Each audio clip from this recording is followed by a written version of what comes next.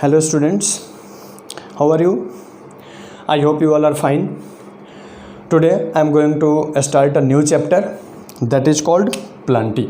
Actual में हम लोग प्लांट क्लासिफिकेशन या क्लासिफिकेशन में 5 किंगडम में हम लोग मोनेरा, प्रोटिस्टा, फंजाई पढ़ चुके हैं. Plantae animalia as you studied in zoology में आप पढ़ चुके हैं. हम लोग लास्ट क्लासिफिकेशन का टॉपिक शुरू करेंगे that is called Plantae.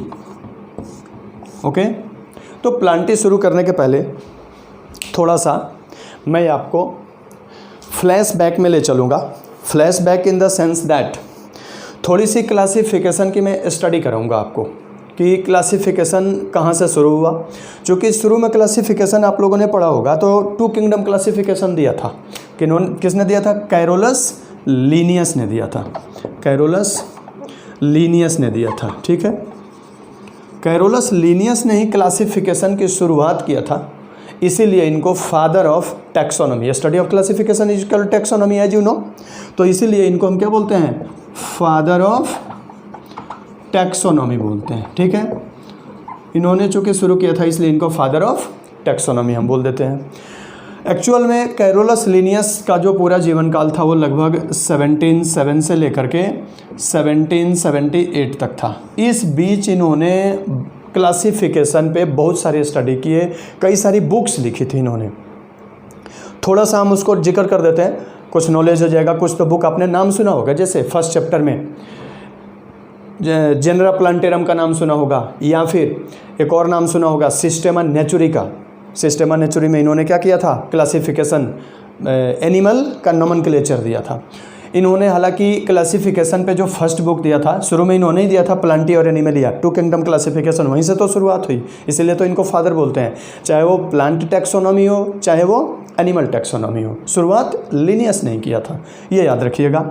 Actual में इन्होंने जो फर्स्ट कई सारी बुक्स लिखी थी कैरोलस लीनियस ने, मतलब एक तरह से देखा जाए तो पूरी जीवन इन्होंने प्लांट और एनिमल को अलग अलग करने में लगा दिया. हालांकि आज हमें वो फ़ायदा मिल रहा है कि हम सबको इजीली क्लासीफाई करके पढ़ रहे हैं. नहीं तो इस अर्थ पे इतने lot of wide range of animals है, वाइड रेंज ऑफ प्लांट है, हम उसका स्टडी नहीं कर पाते. आज हम स्टडी कर रहे हैं तो ये इनके बदौलत है. कैरोलस लीनियस के काम को मतलब हम साइड नहीं कर सकते हैं, इसलिए तो इनको फादर बोलते हैं. शुरुआत इन्होंने ही किया था. इन्होंने एक फर्स्ट बुक लिखा था जिसका नाम था हॉर्टस अपलैंडिकस. हालांकि वो क्लासिफिकेशन के बारे में नहीं था. हॉर्टस अपलैंडिकस, आप ये सब याद नहीं रखिएगा, एक बार सुन लीजिए, इसलिए कि नॉलेज है, कहीं बेकार नहीं जाती है. अपलैंडिकस हो सके कहीं नहीं, इनकी फर्स्ट बुक थी ये. इस बुक में इन्होंने ऐसा कुछ जिक्र नहीं किया था. इन्होंने जो शुरुआत किया था प्रिंसिपल ऑफ क्लासिफिकेशन, जिस बुक में इन्होंने दिया था, उस बुक का नाम था फिलोसफिक बोटेनिका. उस बुक का नाम था फिलोसफिक बोटेनिका.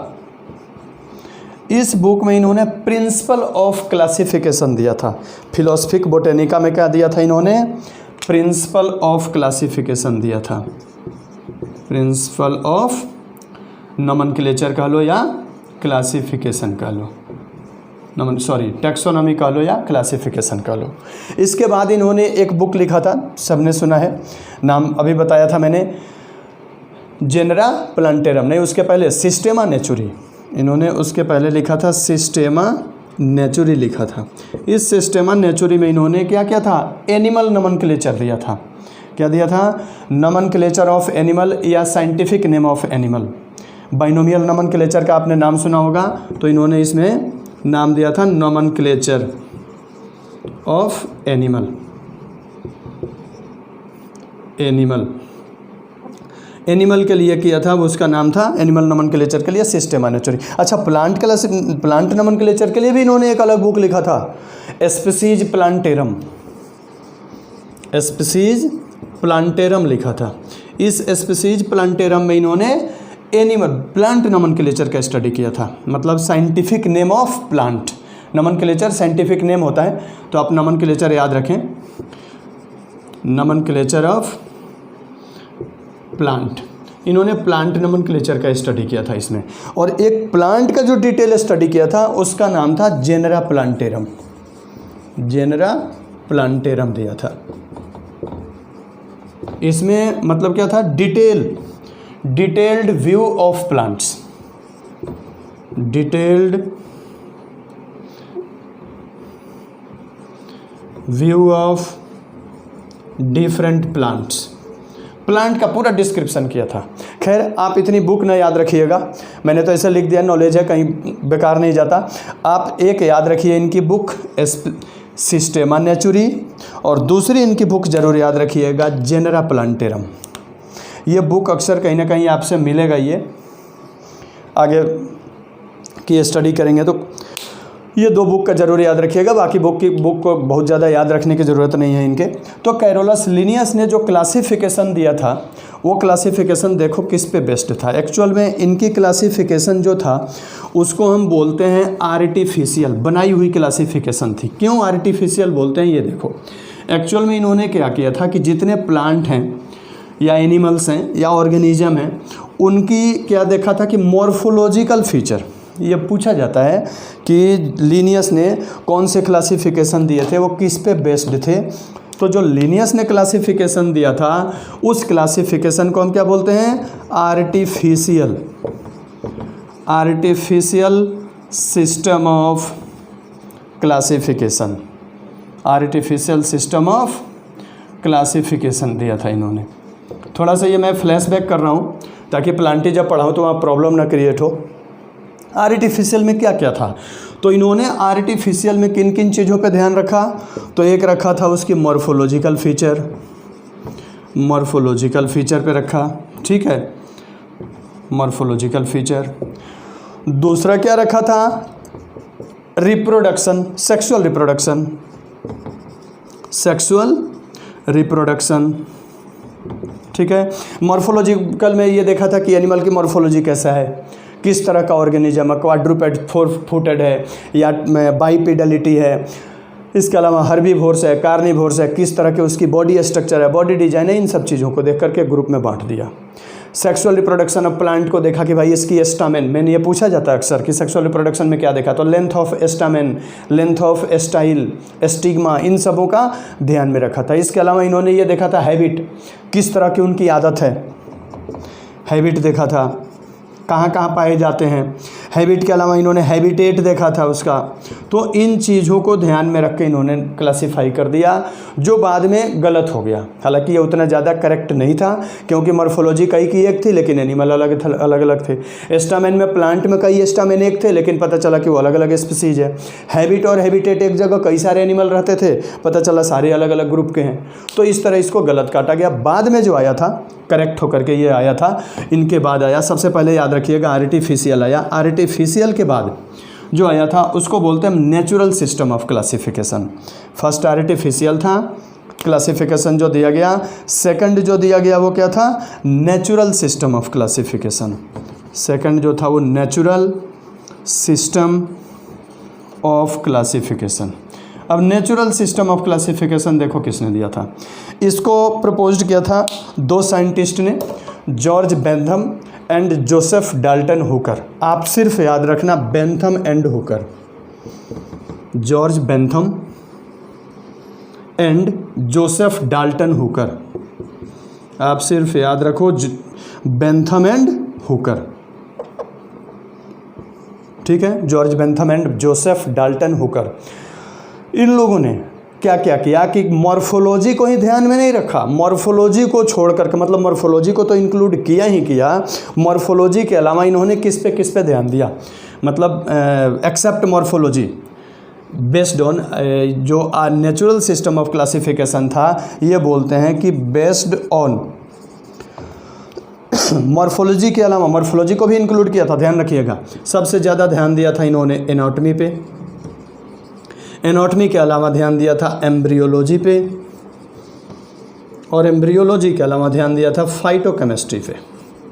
यानी कि इन्होंने क्या किया कि भाई एनाटॉमी कैसी है, मोनोकोटिलिडन है, डाइकोटिलिडन है या प्लांट है कि एनिमल है, कौन कौन से एनाटॉमिकल उसमें फीचर हैं कि नहीं हैं, ये सब तमाम चीज़ों को ध्यान दिया। एम्ब्रियोलॉजी देखा था, एम्ब्रियोलॉजिकल फीचर देखा था कि किसकी किसकी एम्ब्रियोलॉजी सेम है, किसकी किसकी डिफर है। फाइटोकेमिस्ट्री, उससे निकल ऑब्टेन होने वाले सब्सटेंस। तो ये कहते हैं कि जॉर्ज बेंथम और हुकर ने जो क्लासिफिकेशन दिया केवल और केवल मॉर्फोलॉजी को ही ध्यान में न रखा, मॉर्फोलॉजी के अलावा एनाटॉमी, एम्ब्रियोलॉजी, फाइटोकेमिस्ट्री, मतलब डिटेल्ड क्लासिफिकेशन देने का काम किया था। इसलिए मोस्ट एक्सेप्टेड, पूछा जाता है ध्यान रखना इस चीज़ को। मोस्ट एक्सेप्टेड क्लासिफिकेशन कौन सा है? You named it natural system of classification, artificial नहीं है, लीनियस वाला। लीनियस वाला रिजेक्ट कर दिया गया बाद में। आज के डेट में जो सबसे मोस्ट एक्सेप्टेड क्लासिफिकेशन है that is natural system of classification, that was proposed by George Bentham and Joseph Dalton Hooker. You remembered it. अब इसके बाद एक और साइंटिस्ट आए, उनका नाम था इकलर। उन्होंने क्या किया कि जो बेंथम और हुकर ने क्लासिफिकेशन दिया था प्लांट का, उसको मॉडिफाई किया और मॉडिफाई करके नए रूप में प्रस्तुत किया उसको। अब नए रूप में क्या क्या दिया था ये देखते हैं। इकलर, इनसे ज़्यादा तो ध्यान रखो, सबसे पहले लीनियस ने दिया था, लीनियस के बाद आए थे, लीनियस ने जो दिया था उसका नाम था आर्टिफिशियल सिस्टम। उसके बाद आए बेंथम और हुकर जिन्होंने दिया नेचुरल सिस्टम ऑफ क्लासिफिकेशन। इसके बाद जो आए उसको नाम दिया फाइलोजेनेटिक। फाइलोजेनेटिक जो था ये इवोल्यूशनरी बेस्ड था। पूछा जाता है फाइलोजेनेटिक क्लासिफिकेशन, ये उससे भी ज़्यादा एग्जैक्ट माना जाता है। Evolutionary in the sense that, evolutionary based था ये।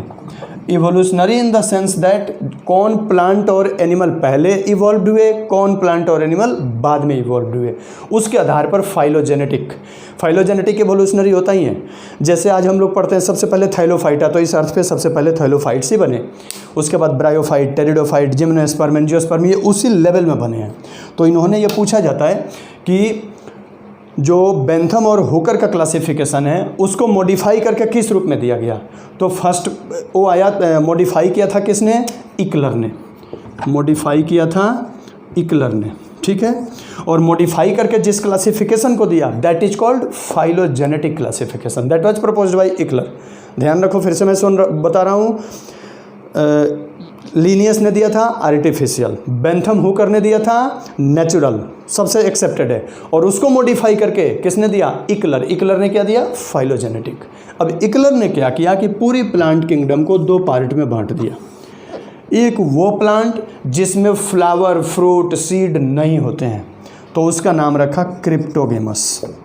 क्रिप्टोगेमी कहीं कहीं नाम दिया होगा जी, क्रिप्टोगेमी, चाहे वो आप क्रिप्टोगेमस कहो चाहे क्रिप्टोगेमी कहो, क्रिप्टोगेमी भी लिख सकते हो, गलत नहीं है। क्रिप्टोगेमस कहो, गेमस या गेमी। क्रिप्टोस मीन्स होता है हाइड, गेमस मीन्स मैरिज। इसमें मैरिज हाइड होता है, इसका मतलब इसमें पता ही नहीं चलता है कि कब पोलन ग्रेन बना, कब वो ट्रांसफ़र हुआ, कब जा करके एग सेल से फ्यूज हुआ, कब जाइगोट बना, कब नया प्लांट बन गया। इनमें हाइड होता है। तो ये बोलते हैं ये हाइड इसलिए होता है क्योंकि एक रिप्रोडक्टिव स्ट्रक्चर प्लांट में होता है, दैट इज कॉल्ड फ्लावर। बोला जाता है ना, reproductive part of plant is called flower. Plant का एक रिप्रोडक्टिव पार्ट होता है जिसको बोलते हैं हम फ्लावर। तो इसमें क्या होता है कि फ्लावर एब्सेंट होता है। इसमें क्या होता है? फ्लावर एब्सेंट होता है। और फ्लावर एब्सेंट होने का कारण इनमें जब फूल रहेगा नहीं तो दिखेगा कहाँ से? चूँकि फ्लावर में ही बनेगा पोलन ग्रेन, पोलन ग्रेन से स्टिग्मा पे जाएगा, वो भी दिखेगा, स्टिग्मा पे फर्टिलाइज हो रहा है, फिर फ्रूट बन रहा है, सीड बन रहा है, ये सारा चीज़ दिख रहा है। तो अगर फ्लावर प्रेजेंट है तब तो ये चीज़ें दिखेगी, अगर फ्लावर एब्सेंट है तो ये चीज़ें नहीं दिखेगी। तो क्रिप्टोगेमी में फ्लावर एब्सेंट था। तो एब्सेंट था, इसके 3 ग्रुप बनाया उन्होंने। कौन कौन से थे? तो किस में एब्सेंट था? तो एक था थैलोफाइटा। दूसरा जो था ग्रुप उसका नाम दिया इन्होंने ब्रायोफाइटा या एम्ब्रियोफाइटा। और तीसरा जो ग्रुप था उसका नाम दिया इन्होंने टेरिडोफाइटा। तो इन तीनों ग्रुप में क्या होता है कि फ्लावर नहीं होता, जिसके कारण इनमें रिप्रोडक्शन हाइड होता है, यानी दिखता नहीं है। जिसमें दिखता है उसका नाम रखा इन्होंने फिनेरोगेमस। फिनेरोस का मतलब ही होता है ओपन, गेमस मीन्स मैरिज, इसमें मैरिज ओपन होता है।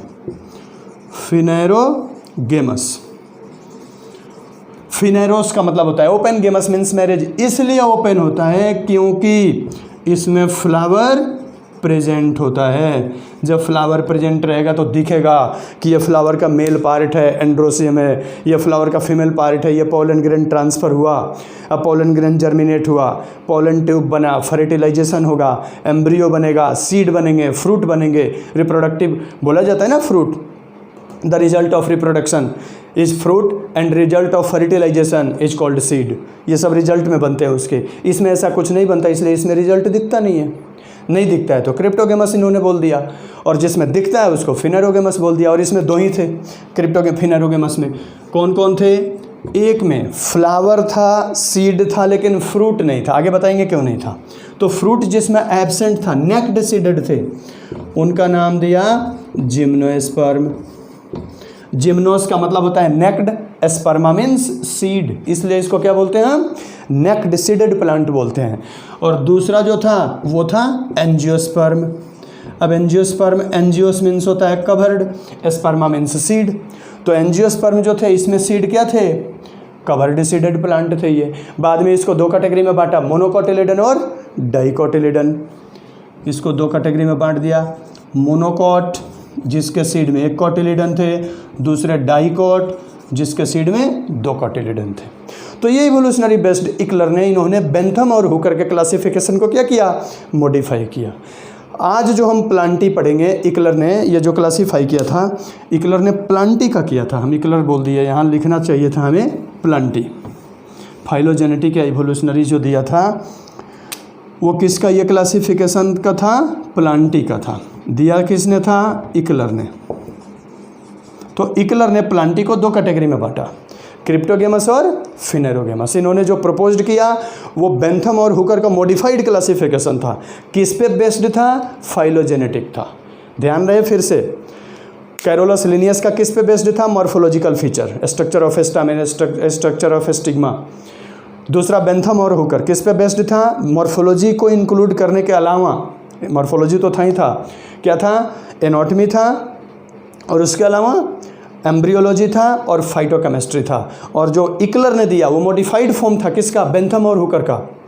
यानी कि कैरोलस लिनियस को मॉडिफाई किया बेंथम हुकर ने, बेंथम हुकर को मॉडिफाई किया इकलर ने। अब इनको मॉडिफाई किया था 1949 में ओसवाल और टिप्पो ने, जो हमें नहीं पढ़ना है, ये आपके बीएससी और एमएससी में पढ़ाया जाता है। अभी यहाँ पे हम उसको डिस्कस नहीं करेंगे, बहुत लंबी है उनका क्लासिफिकेशन। 1942 में दिया था ओसवाल एंड टिप्पो ने। हालांकि आपसे पूछेगा नहीं, लेकिन फिर भी अगर कहीं पूछ दे कि सबसे लेटेस्ट प्लांट क्लासिफिकेशन किसने दिया था, याद रखिएगा ओसवाल एंड टिप्पो।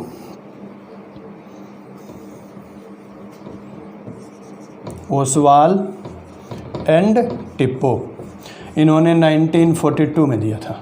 ये प्लांट क्लासिफिकेशन लेटेस्ट है इनका। इन्होंने पूरी प्लांट ग्रुप को दो भाग में बांट दिया था एम्ब्रियोलॉजी के आधार पर, एक एम्ब्रियोफाइटा, एक नॉन एम्ब्रियोफाइटा। एक बार हल्का सा ब्रीफ बता देता हूँ इनका, ओसवाल टिप्पो का। ये चाहो तो वीडियो पॉज करके इसको लिख सकते हो, इकलर ने जो प्लांटी का क्लासिफिकेशन दिया था।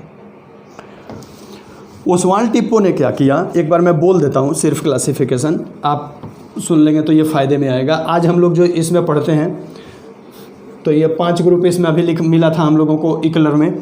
थैलोफाइटा, ब्रायोटेरिडो, ये क्रिप्टोगेमस के थे, जिम्नो, एंजियो, फिनेरोगेमस थे।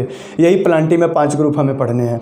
इन्होंने क्या किया ओसवाल टिप्पो ने कि पूरी प्लांटी को 2 पार्ट में बांट दिया था। एक में एम्ब्रियो एब्सेंट था, इन्होंने क्या बेस बनाया? एम्ब्रियो। फर्स्ट कैरेक्टर बेस बनाया एम्ब्रियो। एम्ब्रियो क्या था? एब्सेंट। तो जिसमें एब्सेंट था उसको बोला थैलोफाइटा, थैलोफाइटा, ठीक है। और दूसरा एम्ब्रियो प्रेजेंट, एम्ब्रियो प्रेजेंट, तो जो प्रेजेंट था एम्ब्रियो जिसमें, उसका नाम दिया एम्ब्रियोफाइटा, ठीक है। अब एम्ब्रियोफाइटा को बनाया वैस्कुलर टिश्यू। एम्ब्रियोफाइटा के बाद इन्होंने जो क्राइटेरिया बनाया वो बनाया वैस्कुलर टिश्यू। तो एक में वैस्कुलर टिश्यू प्रेजेंट,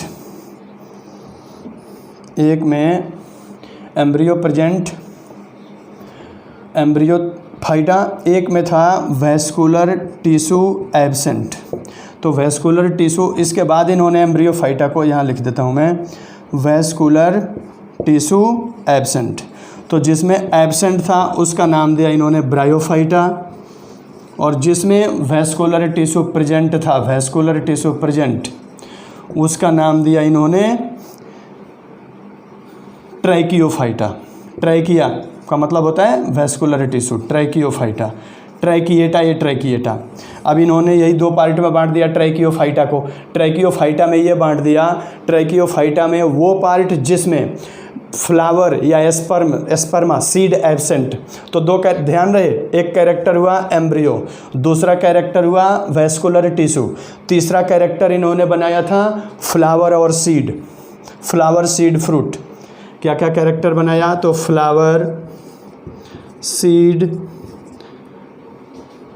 और सीड को बनाया था, फ्लावर और सीड एब्सेंट, मतलब वैस्कुलर टिश्यू प्रेजेंट था लेकिन फ्लावर सीड एब्सेंट था, तो उसका नाम रखा टेरिडोफाइटा। और दूसरा मतलब टेरिडोफाइटा, हाँ, और दूसरे ऐसे थे जिनमें मतलब सीड और फ्लावर, सीड और फ्रूट प्रेजेंट थे, उसका नाम दिया स्पर्मेटोफाइटा।